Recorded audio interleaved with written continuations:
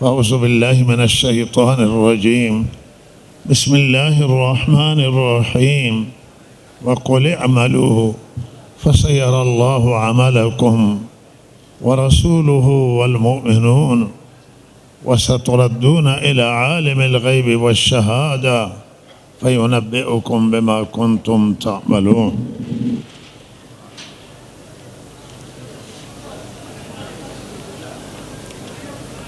جا دارد قبل از هر سخن و آرایش شکر خدا را به جا بیاورم و همه ما سپاسگزار الله تعالی باشیم و سپاس و شکر اول از آن پروردگار است، چرا که الله تعالی ولی نعمت هست. همه نعمت های ظاهری و مادی و همه نعمت های باطنی و معنوی همه از آن پروردگارند. و ما بکم من نعمت فمن الله ثم اذا مسکم الضر فالیه تجأرون. هرچه نعمت ها هستند که هم شامل نعمت های ظاهری و مادی و هم نعمت های معنوی، همه ولی نعمت الله تعالی هست و از جانب پروردگاران. و اگر قرآن می فرماید شما دچار ضرر میشید و دچار مصیبت میشید، به الله پناه میبرید. و این هم چقدر نعمت بزرگی است که همه ما پناهگاه داریم و پناهگاه همه ما رب العالمین هست و پروردگار است. و بعد جا داره که بنده یاد کنم حضرت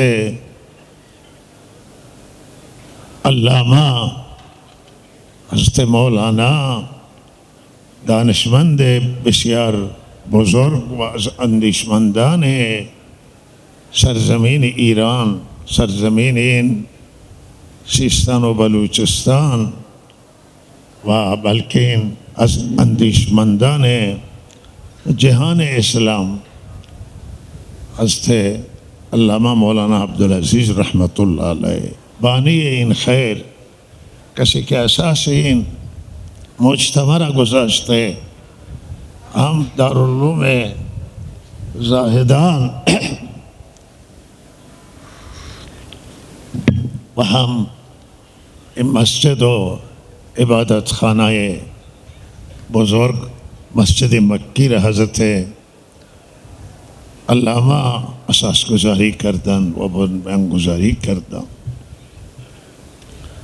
و انسان مخلص، انسان صالح، عالم صالح، عالم ربانی و عالم مخلص، این اساس گذاشتن، این خیر اساس گذاری کردن. و هرچه اینجا ما داریم نظر لطف پروردگار است در این مجموعه، در کل منطقه. و بعد دوستان مخلص و همکاران مخلص در دارالعلوم زاهدان، الحمدلله اساتید مخلص و زحمتکش و هم جمیع همکاران و تمام مردم عزیزی که همه این مدارس دینی را حمایت میکنند و مدارس دینی بر اساس حمایت مردمی و حمایت الله تعالی اداره می شوند. اینجا هیچ حکومت در دنیا کمک دریافت نمیشه و کمک قبول هم نمیشه. و اعتقاد بر اینه که مدارس دینی همه و همه باید بر اساس کمک مردمی و حمایت مردمی ساخته بشن. و ما میگن که پول سیاسی توی مسجد، توی اساس مسجد، توی مدارس خرج نمیکنه. یک اعتقاده و یک برنامه هست این. و الحمدلله همین قطره قطره که از زنان گرفته و زنان بیوه و از کارگران و کارمندان گرفته تا تجار و کسبه و دامداران و کشاورزان مدارس دینی را کمک می کنند. در همین چی خیر و برکتی الله تعالی گردانیده. جا داره که از همه شکرگزار باشم. امروز الحمدلله نظر لطف الله تعالی شامل حال شد که به هر حال این جلسه تشکیل بشه، اما نه گفت جلسه مختصر و چند ساعته و آخری برنامه این جلسه هست و میخوایم خیلی مختصر تمام بشه و با توجه به شرایط ما فراخوان ندادیم. مثلا یک اعلامیه از جانب اینجا پخش نشده که جلسه هست، نه توی نماز جمعه اعلام، مراسم نماز جمعه اعلام شده، نه در مراسم دیگری که هست اعلام نشده که امروز جلسه است. مردم همه ماشاءالله خود جوش آمده، دعوتنامه به هیچ کس نرفته. تعداد از علما را با زنگ زدن که شما تشریف بیاورید و شرایط مساعدتر باشه و شرایط بهتر باشه که کسی احساس تنگی نکنه و تنگنا نکند. ما در یک محل بزرگتری مراسم میگیریم که همه مردم استفاده بکنن. جا داری که تشکر کنم از همه تک تک شما که شنیدید و تشریف آوردید و خصوصا از علمای اعزا و گرامی که از جاهای مختلف آمدن و بعضی جا مخالفت های هم بوده، عزیزانی نتوانستم بیاین و بسیاری توانستم بیاین. از همه شما شکر گزارم، برای همه شما دعای خیر میکنند. معتمدینان، ریشسفیدانان، تحصیل کردگانان، خواهران و مادرانان، همه شما عزیزانید و مادران و خواهران امروز در این جمع شریکان، چرا که اینجا هم فارغ التحصیلان برادر هستند و هم فارغ التحصیلان فاضلات خواهران فاضله هستند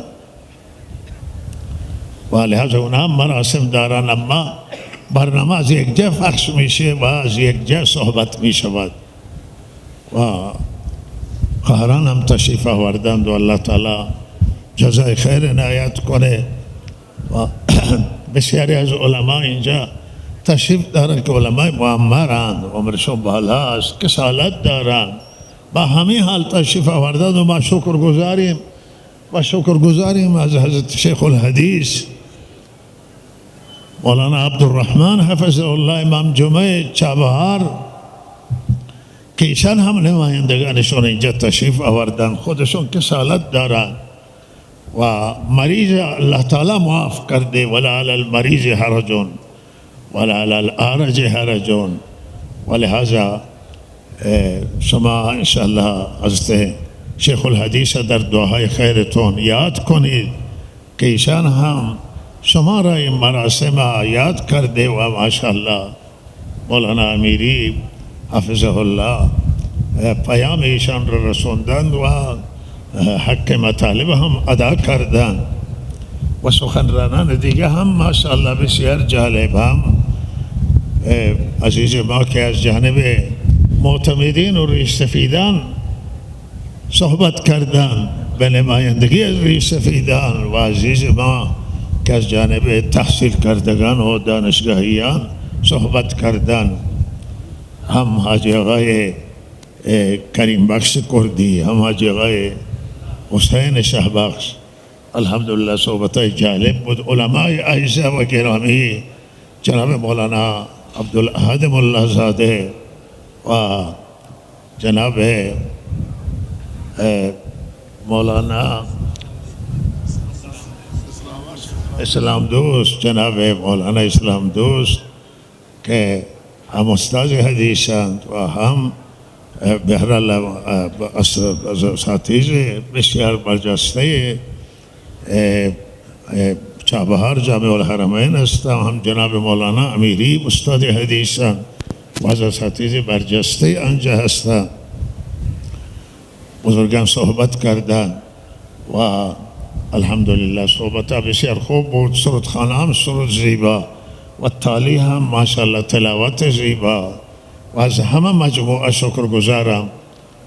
و برای اینکه شما بیشتر معطل نشید و زحمت شما بیشتر نشود توی این فضا، از علمایی که اینجا نشستن همه ماشاءالله سخنرانند، همه صاحب فضلند و ما به هر حال خواست شاید همین بود که مختصر جلسه برگزار بشه و مفید بشه و عرایز بنده جملات شکسته را حضورتون عرض میکنند و به هر حال و صحبت به پایان میرسانیم و انشاءالله اعطای جوایز داده میشه. دعای نماز و مراسممون هرچه سریعتر سعی میکنیم که جمع بشه.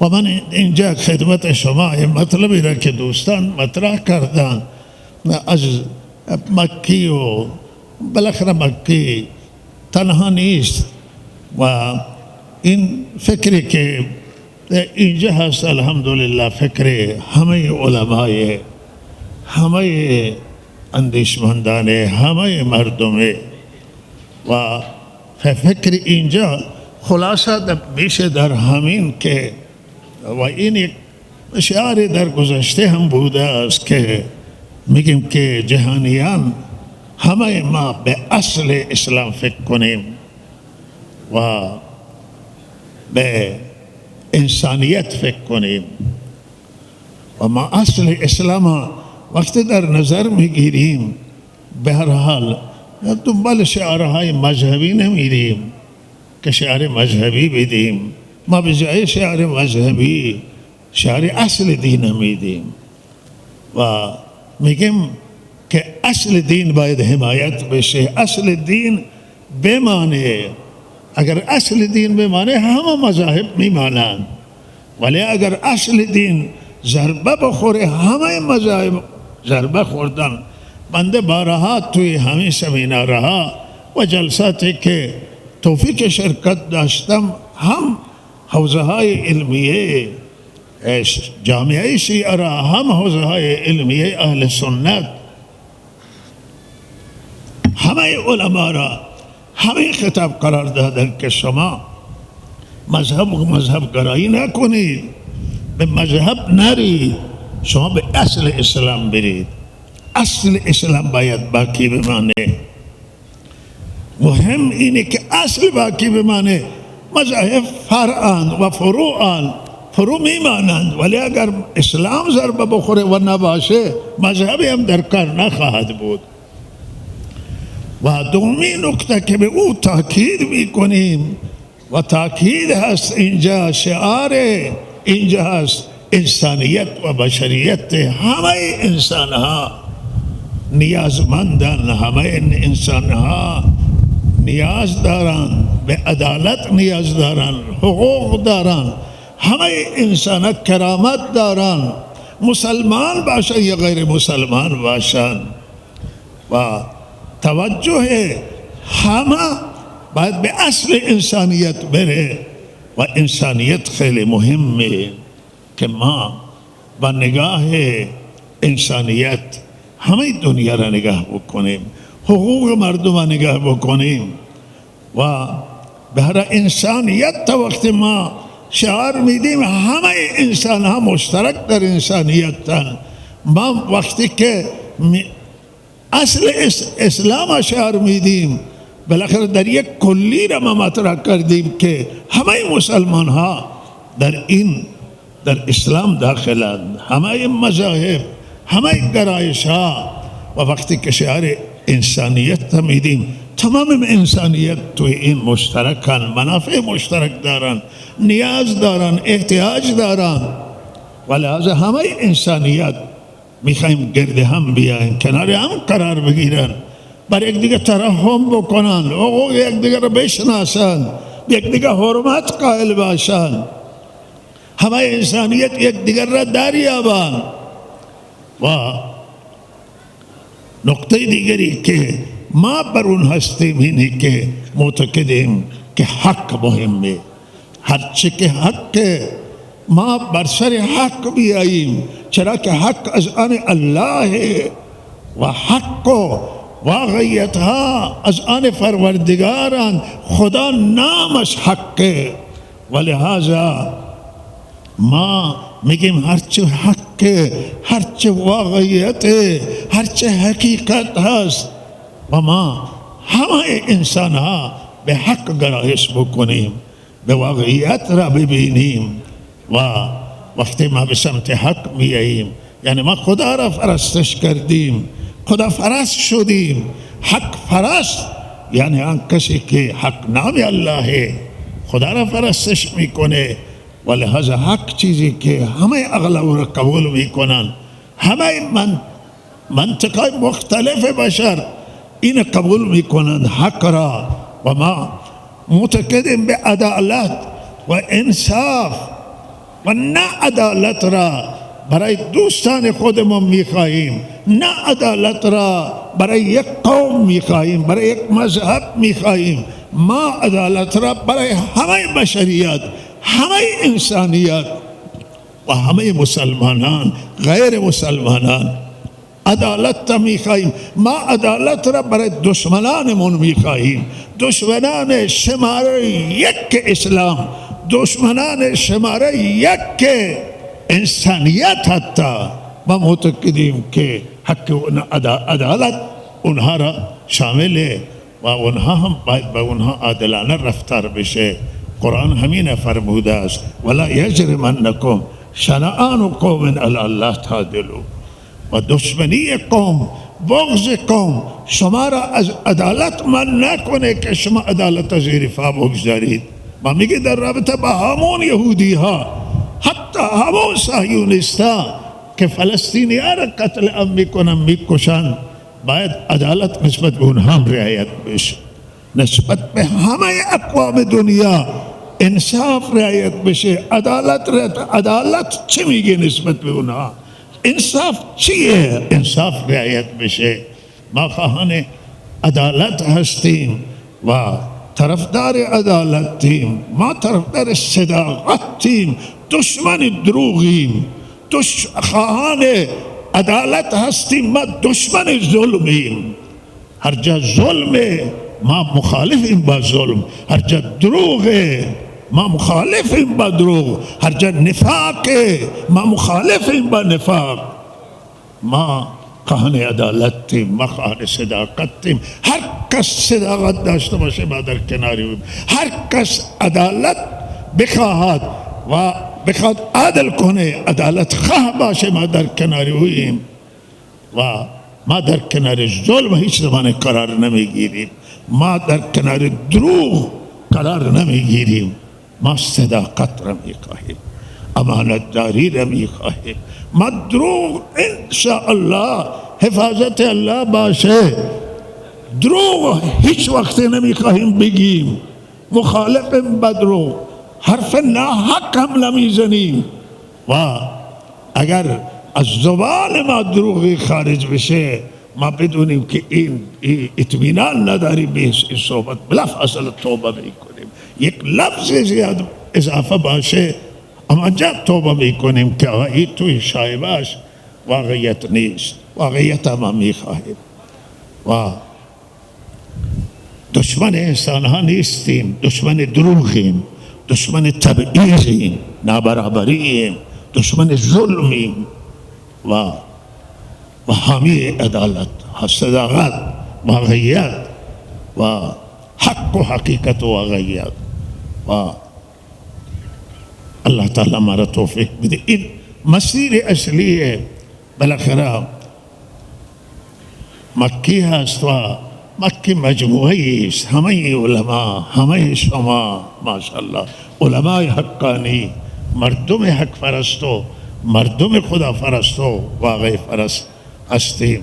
و ما معتقدیم که عدالت که بیاید همه قوم ها را شامل بشه و عدالت اون خوبه که نه تنها در حق یک قومی باشه، همه قوم ها را شامل باشه. عدالت اون خوبه که تمام مذاهب را فرا بگیره، همه گرایش ها را فرا بگیره، گرایش اسلامی، همه انسانیت را فرا بگیره. و عدالت معتقدیم که تک تک انسان ها نیاز تک تک انسان است. اون مسلمان یا غیر مسلمان باید با عادلانه رفتار بشه. و این مسیری است که بالاخره دنبال میشه روی همین مسئله. و ما یک نکته اینجا دیگه خدمت بگم که صحبت من بنده متفرق باشم، برای اینکه میخواهم جمع بکنم صحبت را. و اون اینه که اعتقاد بنده آنه که تمام مشکلات بشر اینجا یکی از سخنرانان و دو بیشتر سخنرانان توجهشون به همین بود که به اختلافات برای بشر خیلی نقصان داره. و ما معتقدیم که بشر امروز کل این کره خاکی اختلافات گوناگون توی این بشر. من بنده حالا نگاه به قومهای اینجا یا مردم اینجا یا مردم ایران نه، در کل این صحبتی هست که تمام اختلافاتی که امروز در جامعه بشری موجوده و این دلایل گوناگون داره، در و بشر رنج میبری از این اختلافات. مهمترین اختلاف که در رأس این اختلافه و صف آرایی طولانی داشته است، مسئله اختلاف سرزمین فلسطین و سرزمین مقدسه هست. سرزمینی که الله تعالی اونا به عنوان مقدس یاد میکنه، ارض مقدسه، در رأس همه اختلافات و بزرگترین اختلاف بشر امروز همین اختلافه. و این اختلاف بین مردم فلسطینیان که ساکن اصلی اونجان و بین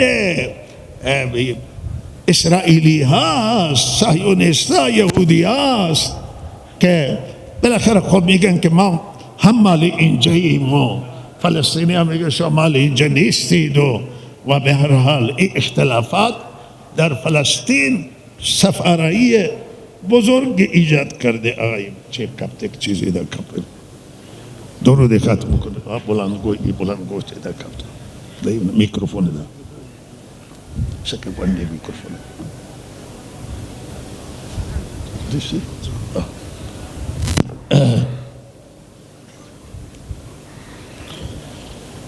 بالاترین صف آرایی اینجا انجام گرفته که یک صف طولانی به حمایت از مردم فلسطین بلند شدن، حق به اونها دادن و یک صف طولانیه که مردم سرزمینای غرب باشن، غربیان و خیلی از مردم پشت سر اسرائیلی ها و به هر حال یهودی ها صف کشیدن به حمایت اونها. این اختلاف از این طرف مسلمانان و جامعه اسلامی پشت فلسطینی هستند، حامی فلسطینن، و اون طرف غربی ها هستند و این صف طولانیه و این اختلاف تا اونجا بسیار رفته طولانی. 75 ساله که این اختلاف در جریانه و تا حالا حل و فصل نشده. خیلی از اختلافات مرزی، اختلافات قومی، اختلافات گوناگون حل شده، ولی این اختلاف هنوز مانده و ریشه زده است. و امروز ما میبینیم آثار این اختلاف را که جناب مولانا امیری یاد کردن دوستان که 27,000 خورده نفر از مردم فلسطین کشته شده، اون طرف هم کشته داده است، اونا هم کشته شدن، ولی کشته های اونا کمترن و کشته های مردم فلسطین، شهدای مسلمانان به مراتب بیشترن. خانه هایشون ویران شده و زندگیشون تباه شده است و این اختلاف دامان میزنه. حالا در کشورهای همجوار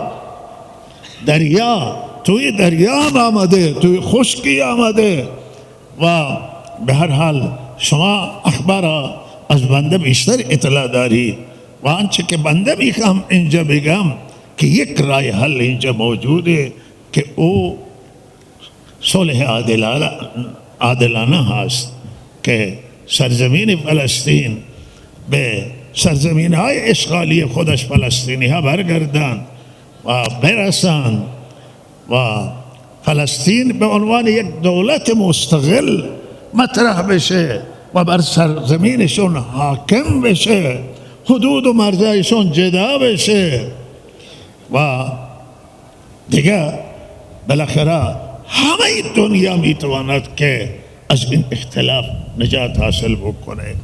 بسیاری از مسئله تروریسم که امروز در دنیا مطرحه و همه جهانیان از تروریسم ضرر دیدن و ضربه خوردن، تمام این از همه بخش بزرگ از همه اختلافات دنیا سبب رشد پدیده تروریسم شده است.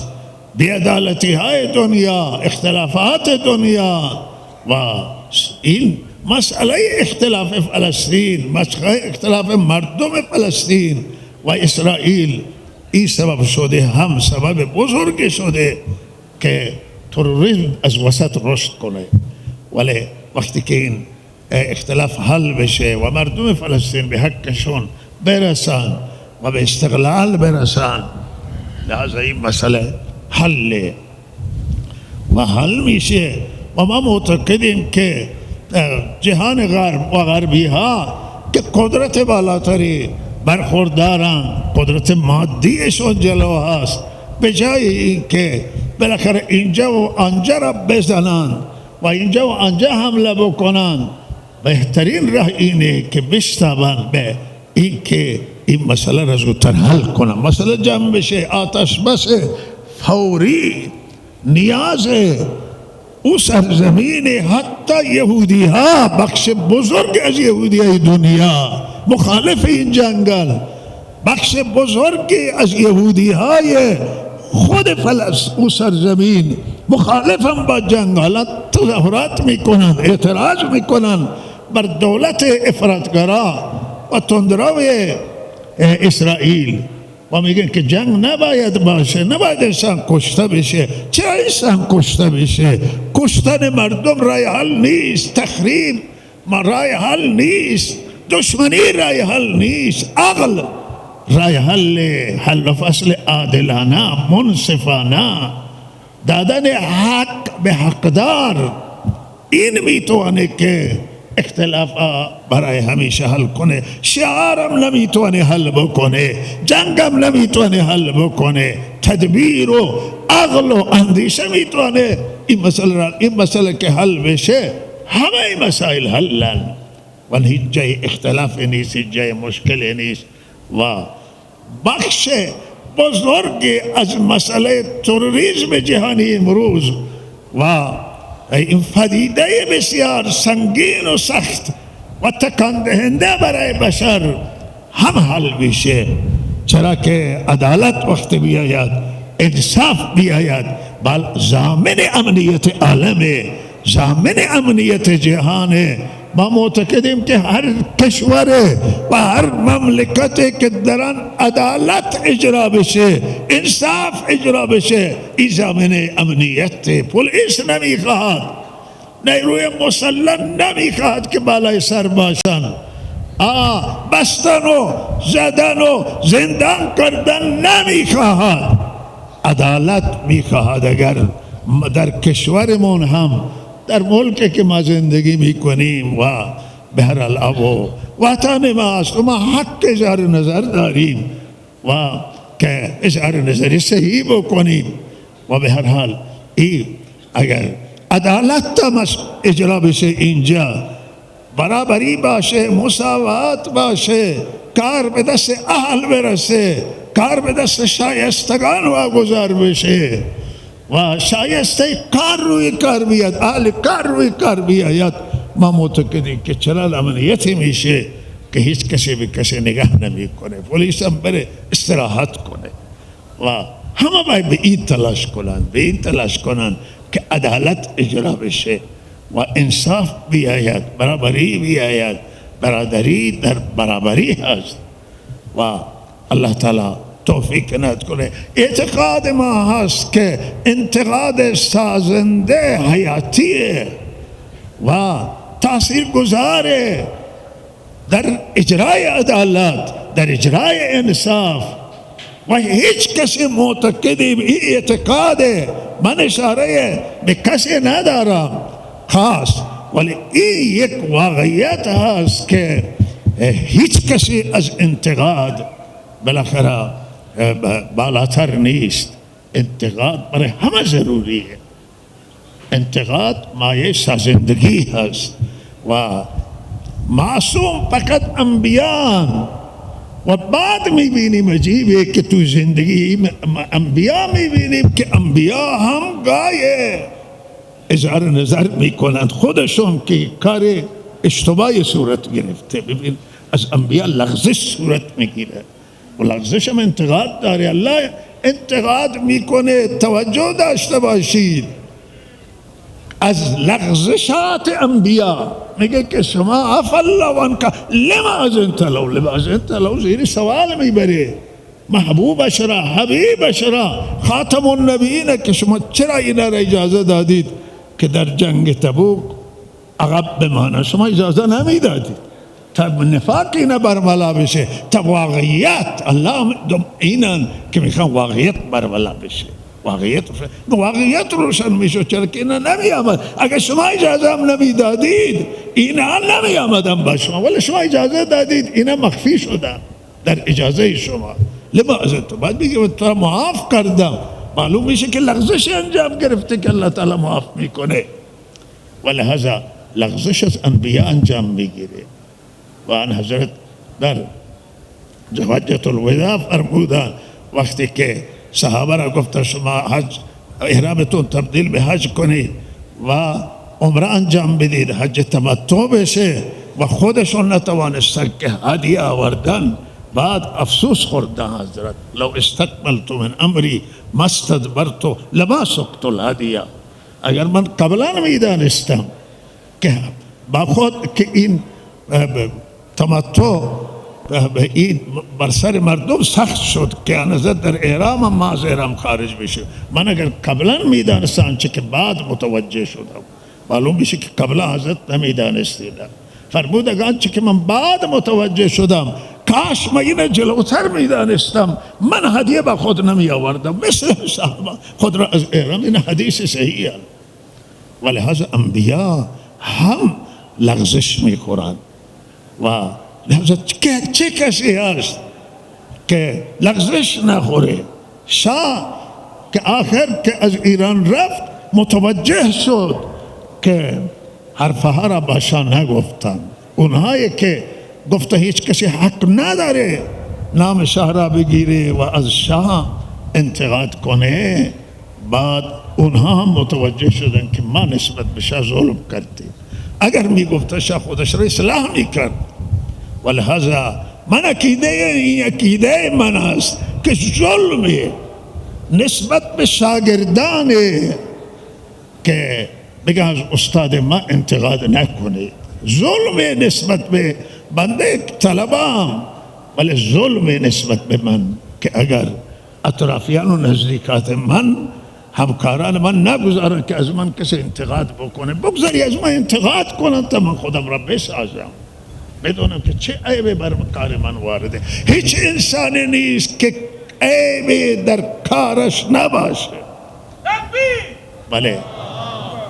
ولهذا معتقدیم که اگر انتقاد اجازه داده نشه و خطای قرمز کشیده بشه که این نقصان داره برای جامعه، برای کشور ضرر داره، برای هر مملکتی باشه نقصان داره، ضرر داره. و ظلم نسبت به انسان، ظلم نسبت به بنده که بالاخره دوستان ما و نزدیکان ما کسی را نزدیک من نگذارن که بیا نسبت من ظلم کرده. ظلمی که کسی را بگن که تو از بالاخره فلانی انتقاد حق انتقاد نداری، نه بگذاری هر که انتقاد میکنه بزنی حرفش را، این یک حرف حقه و من هر کسی قانع بکنه به حرفای من که اینها اشتباه من متوجه باشم با دلیل که اشتباهه، من برمیگردم از حرفم. من جلوتر گفتم که حرفای ما نه خلاف قانونه و نه خلاف شریعت، در همین چارچوب حرف میزنیم و روی نگه حرف من اشتباه باشه من حرفم را به راحتی میتوانم پس بگیرم. و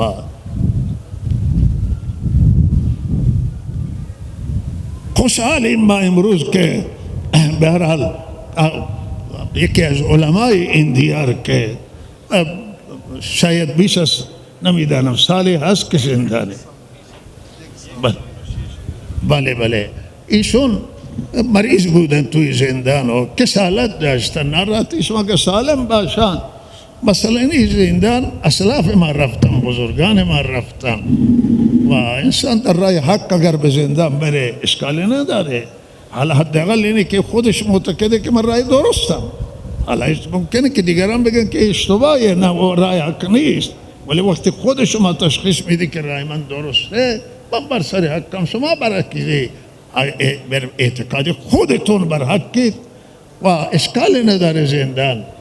ولی الحمدلله آقای مولوی عبدالمجید که مدت‌ها اینجا تدریس کردن و به هر حال از همکاران اینجا بودن و اخیراً به خاطر مریضی ها و علاج به هر حال اینجا تدریس نداشتن، تدریس نمی کردن، ولی به هر حال هم فکر و همیشه رفت و آمد و خیرخواه همه ما بوده و امروز الحمدلله او دیشب آزاد شدن و انتظار ما همینه که هم مولانا فتح محمد نقشبندی امام زبیر راست و هم مولانا کوهی عالمان اینها و واقعا توی منطقه وجودشون مایه امنیته. من قبلا اینجا هم به مسئولان گفتم که علما هم وجودشون مایه خیر، این بالاخره معتمدین، این نخبگان جامعه هستند، تحصیل کردگان، اینها مایهشون وجودشون مایه خیر هست و لحظه اینها به جایی که توی زندان باشن بیرون باشن به انسجام و وحدت و امنیت منطقه کمک میکنن، ولی اگر توی زندان باشن زندان هم ثوابشون میرسه، به عقیده خودشون بر سر حقن و ولی آزاد بشن این تاثیراتش خیلی بیشتری. همه زندانی ها ما معتقدیم، من از عقیدم اینه که زندانی های سیاسی نباید زندان بشه کسی برای مسائل سیاسی. بالاخره حرف میزنه باید بشینیم با او صحبت کنیم.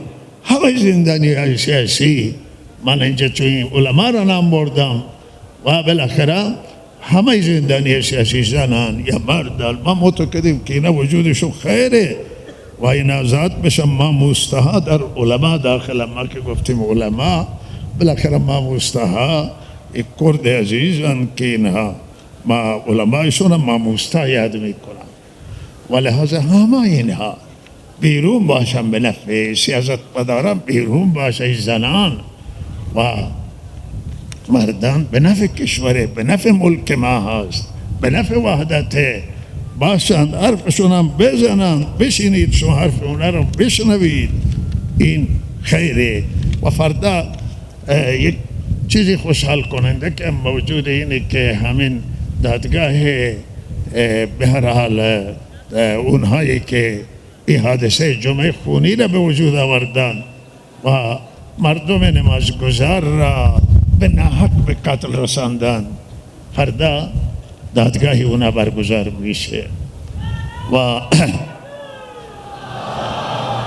بله از این بابت ما خوشحالیم که دادگاه اونها برگزار بشه و ولی دغدغه‌ای که مردم ما دارند و در جامعه ما اینه که بالاخره همه کسانی که اونجا ضاربند، عاملند به اصطلاح زدن، مردم را از هر ارگانی باشند، از هر نیرویی باشند، بالاخره همه باید پای میز محاکمه بیایند.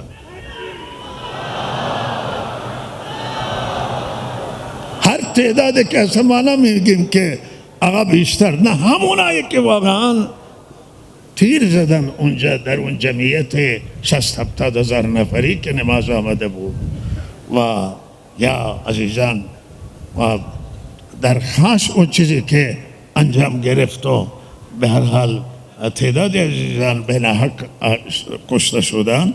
به هر حال ما خوشحالیم که هر کسی هر جای است در ایران به ناحق زده شده، به ناحق او را زدن، این باید به میز عدالت کشیده بشه.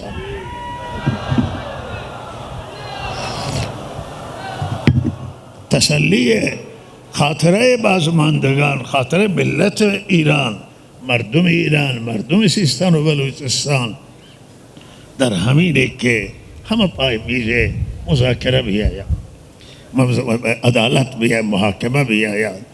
و اگر چون اینجا ما میشنویم که چیزایی که کم بیش ما میدانیم اینها را، و اینه که اینا از یک ارگان نبودند، از یک نیرو نبودند، نیروهای دیگری هم آنجا بالاخره هر نیروی بوده. من نام نمیبرم برای که حساسیت نباشه، از هر نیروی بوده، از هر ارگان اینجا کسانی تیراندازی کردن بر مردم. لحاظا اینها باید به عنوان مجرم محاکمه بشوند. و یک خواسته مردم همینه. و دومی اینه که چیزی که مردم دغدغه داره اینه که میگن قضات در سطح کشور ما اکثرا، حالا ما شاید نگه که 100%، ولی اکثریت ما ببینیم که قضات تحت تاثیر استقلال ندارن و تحت تاثیر نهادها و ارگانها هستند. و ممکنه که قضات نتوانند که عدالت هست و عدل و انصاف بتوانند او حکم صادر بکنند. این دغدغه‌ای است که همه ما داریم اینا. و ما از قضات میخواهیم که عادلانه و بی‌طرفانه قضاوت کنند، واقعیت‌ها را قضاوت کنند. و سومی و من هنوز اینجا خواستم از همه کسانی که مسئول لان نظام اینه که دستگاه قضایی را مستقل کنید و دستگاه قضایی نباید تحت تاثیر هیچ نهاد و ارگان در دنیا قرار بگیره. اصل هم این یک مسئله اسلامیه، در اسلام هم اینطوره و هم در قوانین جامعه بشری و انسانی، قوانین پیشرفته جامعه بشری، قضات در همه دنیا استقلال دارند. و ما هم این کشور همه مردم ایرانه. مردم ایران همه خواسته شو اینه که دستگاه قضایی استقلال خودش را داشته باشه. و یک نکته به اینجا توضیح بدم بنده که قتل ها در اسلام معمولا که مثلا 3 قتل، خطای و عمد و شبه عمد. و خطا همونه که اشتباه میشه تصادفاتی که پیش میاد، قتل خطا اکثرا. و یا تیر اشتباهی شلیک میشه، کستنه و کسته میخورد، یا نشانه را میزنه، شکار را میزنه، به آدمی برخورد میکنه، قتل خطا. و یک قتل دیگری هست که یک خفیفترین قتل همینه، خطایه. بعد سنگینترین، از این سنگینتر شبه عمده که قتل عمده، ولی در ضمنی که عمده تویش خطا هم موجوده. بالاخره این شبه عمد یک قتل که سنگینتر از خطایه ولی پایینتر از عمده. قتل عمد اونی که عمدن باشه و دیگه هیچ توجیه نداره. ولی هذا این قتل عمد حکمش قصاصه در اصل اسلام، در شریعت اسلام و در تمام مذاهب. این قتل عمد قصاصه. روی ما که روی اعدام آگاهی صحبت میکنیم، روی قصاص ها نه. قصاص ما حق نداریم که در قصاص صحبت کنیم، چون که قصاص یک چیزی که الله فرموده، چیزی که الله فرموده و حقه و هر کسی رو اجرا بکنه ثوابش میرسه به قصاص، ولی به شرطی که قصاص ثابت بشه و واقعیت داشته باشه. و اینجا هم انتظارات ما همین هست که این به هر حال که انتظارات مردم که تسلی میشه به همینه که این قتل عمد بوده و عمدانه بوده و به هیچ صورت دفاعی نبوده، از یک طرف تهاجم صورت گرفته، طرف دیگر هیچ حرکتی نداشته و دفاعی از خودم نداشته است و لحاظا یک قتل عمده و لحاظا ما امیدواریم که هرچه قانون خدای ما به قانون خدا قانعیم، به قانون به هر حال کشور که ما را قانع کنم، ما گفته قانع بشیم که آنچه که اینجا اجرا میشه این یک واقعیت و بی‌طرفانه هست، گفته که ما راضی میشیم و به حق قانع میشیم هرچه که حق باشه و ما امیدواریم که قضات بتوانند چیزی که عدل و حق و انصاف همو را بتوانند قضاوت بکنند و تحت تاثیر هیچ فشار و سفارش قرار نگیرند و طرف مظلوم هم نباشند، طرف ظالم هم نباشند، بلکه طرف حامی حق و حامی عدل باشند و عدلانه این مسئله رسیدگی. به هر حال ما امروز خوشحالیم که به هر فارغ التحصیلی هم برادران هست و هم خواهران، بعضی میگه فارغ التحصیلی نگید و به هر حال دانش آموختگی برادران و خواهران هست و من بنده توصیه میکنم، اینجا جا داره که توصیه بکنم خدمت شما به علم. ما همه ایش فارغ التحصیلان علما را توصیه که خدمت شما میکنیم که به مطلق علم ما تاکید کنیم که مردم علمیت بگیرن، علم روز باشه و دانشگاهی و علم عصریه حیاتی و مهمه و علم شریعت و علم دین مهمه. همانطور که اینجا مثلا دانشگاه هست، هم حوزه هست، توی شهرستان هست، خوبه و لحظه علم مهمه، دانش. ما یک نکته دیگه اینجا خدمت شما بنده عرض می کنیم که ما تنها در بعد دنیا دین کار نمی کنیم، ما در بعد دین و دنیا کار می کنیم، معتقدیم که دین و دنیا همه به نفع انسانیت. حالا او دنیایی که الله او را مضمت کرده او محبت دنیایه.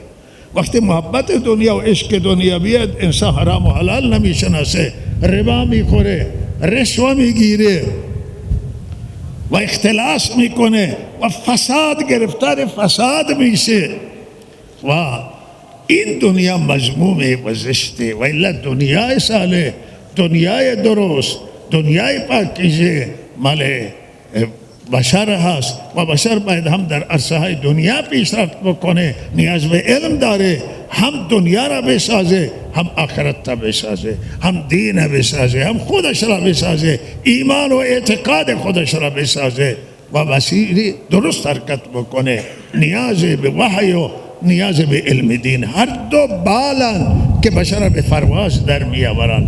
بشر اشتباه میکنه، سخت هم اشتباه میکنه که خیال بکنه که من به دین نیاز دارم، من به دنیا نیاز ندارم، به حوزه نیاز دارم، به دانشگاه نیاز ندارم. این اشتباه بزرگی است و این هم اشتباه بزرگ بشره که خیال کنه که تنها به دنیا نیاز داره، به دین نیاز نداره، به آخرت نیاز نداره. نه، این بشر گیر میکنه جلوتر و دچار خساره سنگین میشه. هر دو بالن، هر دو دانشن، هر دو روشنایی هن. هر دو به ما روشنایی میدن، دنیای ما را میسازن، آخرت ما را میسازن. هرچه پیشرفت در دنیا داریم اینا از همین دانشگاه هستند، هرچه پیشرفت در دین داریم همین اوضاعها و مراکز دینی و تعلیمان، مکاتب دینی قرآنی هستند. و لحاظا به هر دو علم ما تاکید بکنیم و تاکید بنده به همه مردم سیستان و بلوچستان، مردم ایران، به همه زنان و مردان و همه اینی که علم نیاز همه هست. علم نیاز مرد نیست تنها، که زن مستثنا بمانه، نه اشتباهه. زن هم نیاز به علم داره. اسلام هیچ جای هیچ کشوری را از علم استثنا نکرده. بله از نماز استثنا کرده که معذور باشه. کسی گفته که به نماز جمعه مثلا زنان با توجه به مسائلشون گفتن که نماز جمعه بر اونا فرض نیست، خواستن شرکت کنن نکنن. بالاخره معذور گفتن که به مسجد نمیتواند بیاد، مرد معذور هم نیاید. ولی در رابطه با علم هیچ کسی را استثنا نکرده بود تا جایی که علم ما هست و آنجایی که ما فکر میکنیم. علم یک چیزی که تا آخر زندگی، علم فراغت نداره. علم تا آخر زندگی که انسان میمیره نگه که من پروفسور هستم من نیاز ندارم. این پروفسور تا آخر زندگی نیاز به دانش داره. عالم و مولوی، ماموستا، مفتی و مرجع علما همه تا آخری لحظه نیاز داره، محتاج به علم. و همه ما طالب العلمی از این بابت که دنبال علم باشیم و طلب کنیم و لحاظا علم حیاتی و مهمه. ما امروز بهرحال خوشحالیم که جلسه فارغ التحصیلیه، نتوانستیم جلسه بزرگ بگیریم، گفتیم مختصر باشه و در همیستان حوزه برگزار بشه. خیلی ها نتوانستن شرکت بکنن، اونایی که خواستن که اینجا شریک باشن اینا انشالله شریکن. همه کسانی که نگاه مثبت دارند اینجا انشالله شریکن و از این بابت خوشحالیم. از این بابت امروز پریشانی هم داریم که بالاخره این تلامیذی که 9 سال 8 سال اینجا درس خواندن فارغ التحصیل میشن و رفاقت زندگی رفاقت آمیزی بوده و رفیق بودیم و اینها دارن از ما جدا میشوند و میروند و لحاظا برای این آرزو سعادت میکنیم و خصوصا طلاب مهاجر که اینجا درس خوندن و الان دارن به وطنشون برمیگردن و لحاظا اینها مخصوصا که اخیراً بهرحال این صحبت بودی که طلاب مهاجر برند و یک سری فشارهای وارد شد و خب آخر همین بود که طرفه توافق کردن تا این امتحان انجام بگیره و فارغ التحصیلان اینجا مدرک بگیرند و بتوانند بعد به وطن برگردن.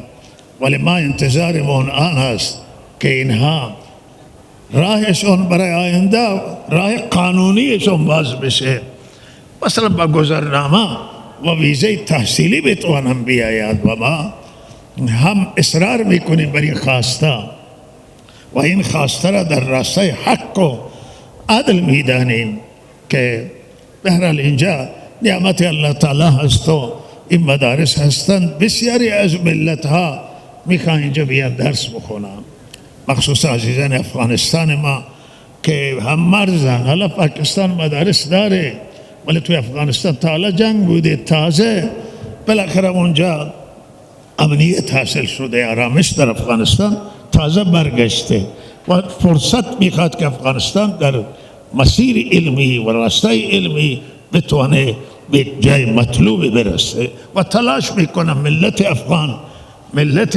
ملت تلاشگر، پر تلاش و زحمت کشیست، اینا خود را میرسونند ولی تا او زمانی که اینها برسن به آنجایی که باید برسن در این مسیر، اینها نیاز دارن که بیایم برای تحصیل و بهترین جایشون اینجا هست.